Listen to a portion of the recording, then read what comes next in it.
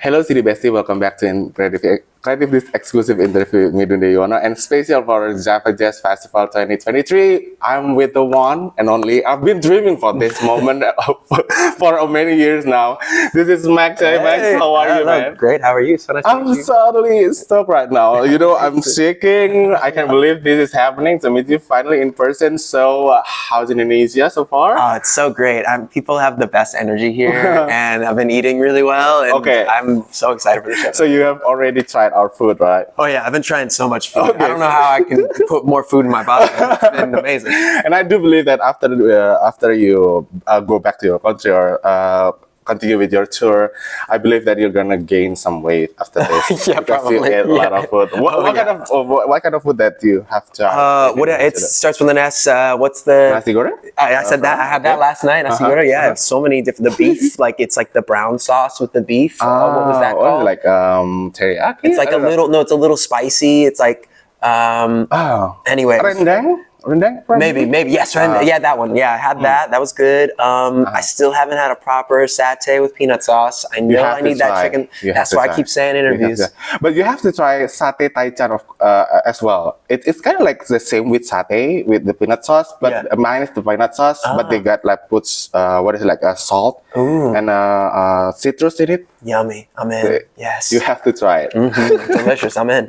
So speaking of your music, Max, I've been following your music. I've told you before we record this thing, I've been following your music since you doing YouTube. Yeah. And now here you are, touring a lot of countries. How's that feel for you? It's so amazing. Honestly, I was thinking about it yesterday because this is the first time in a while that people keep coming up about the YouTube stuff. Yep. And it reminds me of the journey to get here. And I've always just loved doing music, whether it's the covers on YouTube or now my own music.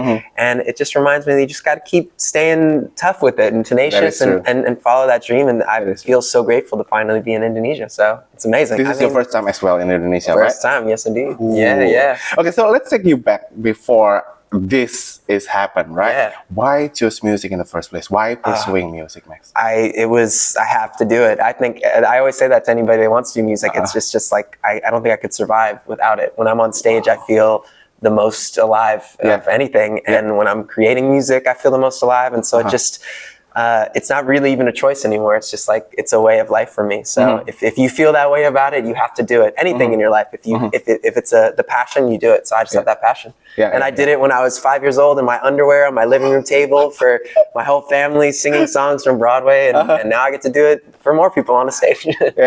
But you tell me that you've been in the Broadway as well, right? Yes. So you've been a musical kind of guy. Yes, I am a musical kind of guy. So which one do you prefer, performing live or like doing some Broadway or both? Ooh, performing live. Always. What is the difference though between us showing yourself acting in the Broadway scene or something like that with compared to the I think that being on like Broadway or something that's acting, it's a little more isolating. Like the performance is what you've prepared, and then the audience receives it. Whereas with performance like tonight, I could say hello to you in the crowd, and then I get in the crowd, and then I crowd surf, and like every moment is unlike any other that's ever happened. And that's so each night is special, and that's what I love. Like the spontaneity of the fact that there could be somebody that sings Suga's entire rap with me in Korean because they know it, and then another night they may not know it. And that's what's so special, that I have no idea what to expect, and that each show will be a memory that's unlike any other. And each show will be surprise for you, right? Exactly. Because you never know what will happen on stage. Yes. So what is the best reaction that you had so far during the time that you're doing a tour? Oh my gosh, great question. What is the best reaction? Well, we just got to play in Korea, which was amazing. A couple of days ago. Yeah. And I would say I am always very nervous to actually do that rap in Korean, especially when I'm in Korea, because I'm still learning after these years. Okay. And I thought that you were fluently in Korean. I'm working on it. I'm trying. But it was, so every time, specifically when I'm there, I'm always like, I hope it's good enough, you know? And I was there and I got to do a really special show with this man. He has a show called Music Camp, and he's like a legendary radio host. He's like 71, and he was very sweet to me, but I started doing the rap, and the smile on his face, it's a core memory for me, for me doing the rap in Korean, and him saying it after, he was like, 3 more years and you can live in Korea. And I was like, wow, what an honor. So I think that's probably the core memory, just like feeling so welcomed by someone who let me into to feeling that way. So speaking about Korean thing, I know that you've been working with a lot of musicians from Korea, right? From your song Blueberry Eyes. Yes. And you sang the part in Korea when you perform it live. Yes. So what it feels like to work with the K-pop star, because I know that they have like a lot of different discipline, I must say. So how's the working with them? I think that's why I've always been so drawn to K-pop, is because there's such a respect for craft, and like it's almost, there's no ego involved. It's like most of the musicians I meet are so nice and so humble, because it's a collective. They're a part of a group, or they're a part of a community, and they're working towards that. It's not as much about yourself. It's more about the music. And so I think that's why we always bond. They're just like very sweet, normal people. And then what they do is so grand and exciting. So it's like the human element mixed with the excitement of how big it can be. But that's the best part. They're just, all the people I've gotten to meet are just really nice, humble people. And then they get in front of thousands of people, and they become that like star, you know? I cannot imagine how they can do that, still become a normal person, but at the same time, later that night, they perform to a lot of people. I'd like to say I'm 2 different people. Like, I'm me with you right now, and then there's something happens when I get on stage. I become a different me, you know? But they're still both the same me. They're just different parts of me. Is that what you say, that you have a different kind of persona when you you're on stage and when you're around people? 100%. I don't think I could be the person I am on stage all the time. I don't have enough energy. Sleep all day. Do you have a name for that persona? Well, Max in all capital letters. That's me on stage. Max. That's me on stage, like Max, and then when I'm with you, I'm Max. So okay. Capital letters and lowercase letters. Okay, let's talk about your music. Your latest release featuring Kisah is going viral on TikTok right now, right? Oh, awesome. So how do you think about it? How do you feel about that? I love, with any song of mine, it's a great reminder, like with that song with Kisah, that it just starts from a very organic place. Like I still make the music. The same covers you watched on YouTube is the same studio in the back of my parents' garage that I bring all the artists I work with, including Kisah. And my mom makes cookies, and my daughter comes and like plays with my mom and her grandma, and I'm in the back with these incredible musicians. And so it starts from there as a little core, organic human place. And then we make the music, and then it's so cool to see how it's received wherever it is in the world. And it reminds me that it has to start there. It has to start from like that organic, real connection place. And then it can go into the world. It can't start from like, oh, this is 2 big artists and they're making a song. It always has to be like, how do we feel about each other, and what can we make?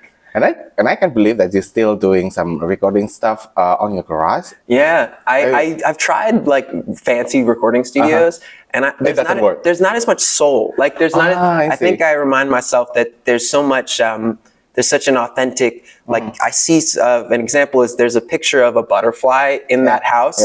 And I saw it, and I walked into that room, and I wrote the song Butterflies that was on this next album, because I saw that picture. And you can't, you don't know where inspiration will come from. So sometimes in a fancy recording studio, there isn't always like something to receive inspiration from.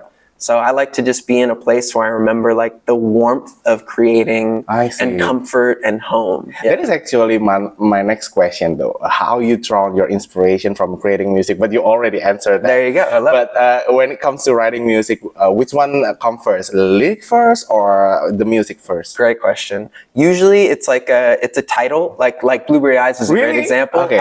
I was it's for your wife, right? Yes, my wife has beautiful blue eyes, and so does my daughter now. And so I remember that thank you. They're so beautiful. I'm very lucky. I'm glad that my daughter looks like my wife. But it's not wrong if your daughter more like you or friend like. No, she's lucky. She looks like her mom. But yeah, no. I was in the session that day. I remember, because usually how a songwriting session starts when I'm with a few people, it's like, what are we gonna write about today? You're just kind of sitting there, and I have like a list of titles and inspirations. And I remember Blueberry Eyes specifically. I had Blueberry Eyes, Strawberry Skies. That was like the 2 lyrics that I had. And I said that out loud to the other writers. and we just like expanded on that. So Wow. I think those are usually the ones that end up being songs that are really special, that comes from there. Or butterflies, like I said, seeing the picture of the butterfly. And so that's usually where it starts. But sometimes it starts from melody. You never know. Wow. Okay. Wow. That is so great to know that you've written down a lot of different like titles, and then created the song from that. So many titles. I just have I'll just be in a bus and I'll just think of another title. I'm like, oh, greedy. And So then, and then So you got a lot of titles on your phone right now. So man, I have like 100 titles on my phone right now. Yeah. So speaking of genre of the music, I know that you try a lot of genre, right? Within those period of music that you have. But which kind of genre that you're drawn into? I think love songs are just what comes the most naturally, I guess, because I love my wife a lot and I love my daughter a lot. They're easy to write nice songs about, which is fun. And it's so funny because they appreciate the love, but they don't really care. they like the songs, but my wife would, going on a nice date with my wife means so much more than just writing a song. But yeah, usually I would say love songs forever. That's what love song forever. Okay, so we can have more love songs from Max as long as I keep feeling it. As long as I keep getting love. So let's get back to the TikTok stuff. Today's music like different from what we have back then because of the TikTok. Sure. A lot of new song or old song even became viral on TikTok. How do you think about this phenomenon on TikTok? I think that it's amazing that things change as we every few years something new happens, and as long as there's a really special song there, no matter what, I think that it'll find a way to be heard. Like even with Keshi, with his song Limbo, I think there's if you just listen to that song, whether you listen to the sped up version or not, the song is amazing. So, or Lizzie McAlpine with her songs that are going viral. It's like, the songs are so good. Sometimes we just need to be introduced to it. So I like that the sped up versions are fun. Like sometimes I listen to that Ray song, like sped up at the gym, and then I listen to it like in my car, the regular version. But the interesting part about TikTok is they got like different kind of part, right? Yeah. So the sped up version, the slow version, the reverb version, or perhaps the original version. But when you can choose one of your music to be the sped up version, the slow version, or the reverb version? This is tricky. So I actually did it by accident with one of my songs. Did it by accident? So there's a song of mine called Love Me Less. And that song was originally it's 10 BPM or 11 BPM slower than how you hear it now. When it was first the demo, it was much slower, and I didn't change it. I just sped it up for what you hear now. Like if you heard the original demo, it's so much slower, but nobody at my label really got it. I was like, I really think this is the song. And so I just sped it up a bunch, and then they got it. And that was before like people really talked about sped up versions. So so I guess we kind of did it by accident. So I guess inherently there's something, I have coffee, I'm energetic, I like sped up, I guess. So I'll take sped up, that's fun. So you told me that Love Me Less is more like a sped up version that we heard today. Yeah.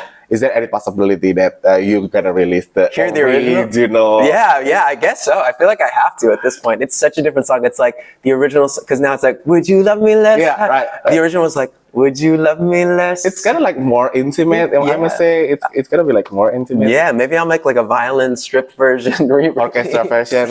That will kill it. So my time is limited right now because I have 2 more questions for you. Perfect. So what is next for Max? We know that you already released your song with Kisah. Yes, And what is next? What is the journey? The next song, I have a new album coming out at the end of this year. Yes, please. We'll be on it. And I have a new song probably next month coming out. And it's got actually 2 special features on it. So I won't say what they are. But it's a song called Strings. And I hope everybody loves it. It's my favorite song I've done in a long time. So that and a lot of other special features on the album. And I've been working on the album since I released Color Vision. So I hope people like it. Wow. And then I'll come back to Jakarta, I'm sure. Of course. Please come back and do some shows. Oh, yes. We love some show from Max. So last question, is there any message to your Indonesian fans? Love you. Terima kasih. Thank you for listening, and thank you for being so patient for me to come perform finally at Java Jazz.